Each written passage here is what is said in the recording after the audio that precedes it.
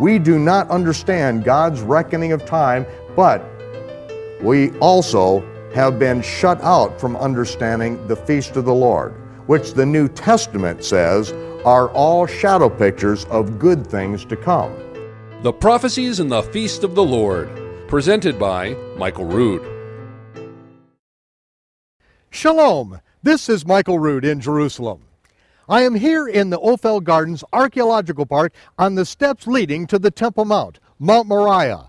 In Hebrew, Har Moriah, the mountain where Yahweh will be our teacher.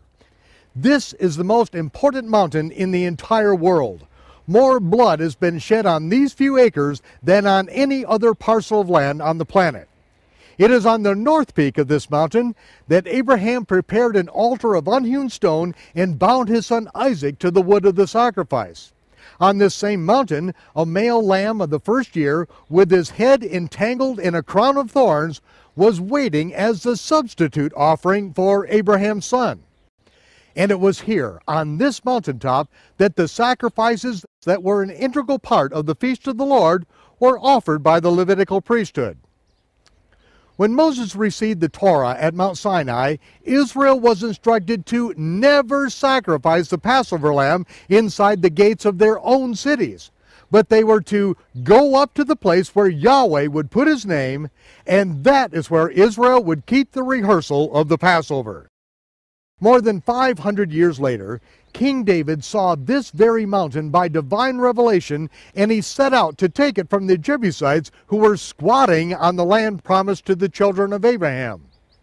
David conquered the Jebusite city, which then became known as Ir-David, the city of David, ancient Jerusalem.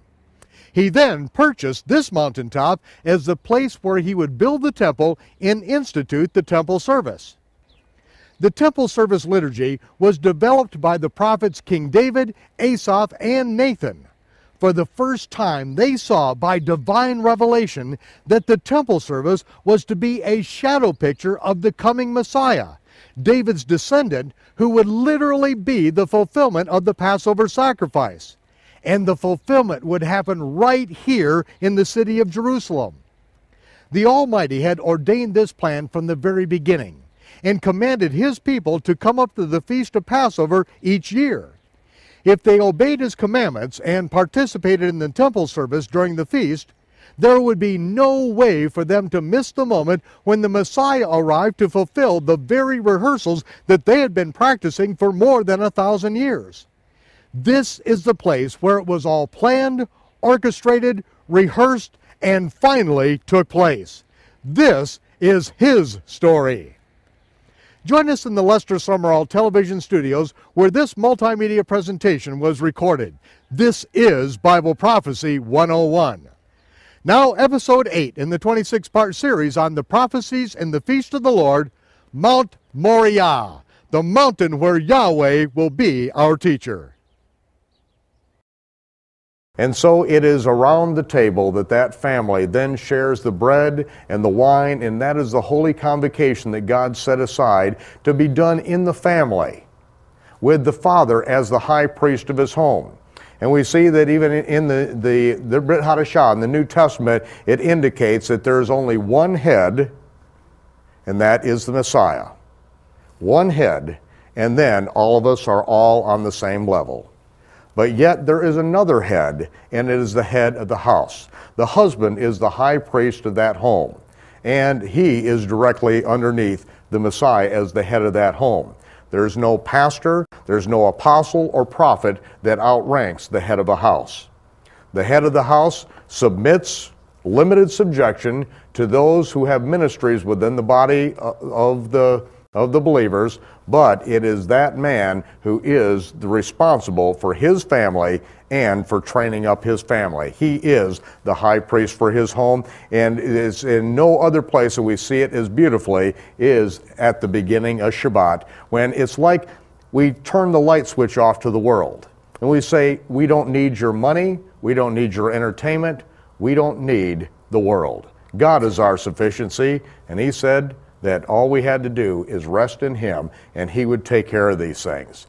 So now, in the day of the at the sixth millennium and at the last time getting ready for the Sabbath millennium, we see there is some work to be done. There is some house cleaning to be done. And this is what we are doing now, because in the Sabbath we will see the Messiah reign, and it says there remains a rest, a Sabbath for the children of God. And it is the Messiah's millennial reign that we look forward to. That is the weekly Sabbath, but yet then we see that there are also, as it goes on, seasonal feasts. These are the feast of the Lord, even holy convocations, which you shall proclaim in their seasons. And these are determined by the barley crop in the land of Israel to start out the month of the Aviv. And as it says in Deuteronomy, 3 times a year you will go up to the rehearsals at the place that I shall choose out of all the tribes to put my name. And so Jerusalem was a place that was chosen by God, because this is where all the rehearsals would take place, because the fulfillment of the rehearsals when the Messiah comes will be taking place at that very location. So I'd like to take you to the city of Jerusalem and to the map of Jerusalem, and this is the old city as it currently stands.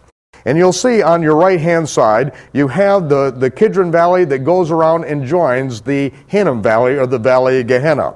Up the middle is the Tyropian, or the Cheesemaker Valley. It forms the Mount of Olives on the right, Mount Moriah in the middle, the Temple Mount, and Mount Zion.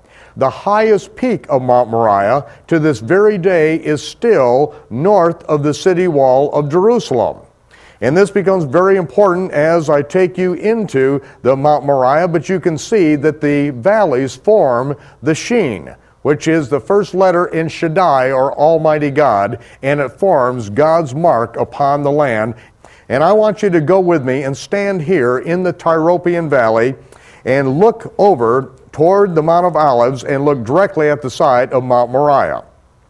Here you are, standing, looking at the side of Mount Moriah. It was there, Mount Moriah, that God instructed Abraham to take his son Isaac to the mountains of Moriah and offer him as a sacrifice upon one of the mountains of Moriah, which he would show him. And so it was as Abraham approached Mount Moriah from the Negev, from the south, he brought his son with him, and the servants were bringing along with him the wood for the sacrifice and all that was necessary for the sacrifice.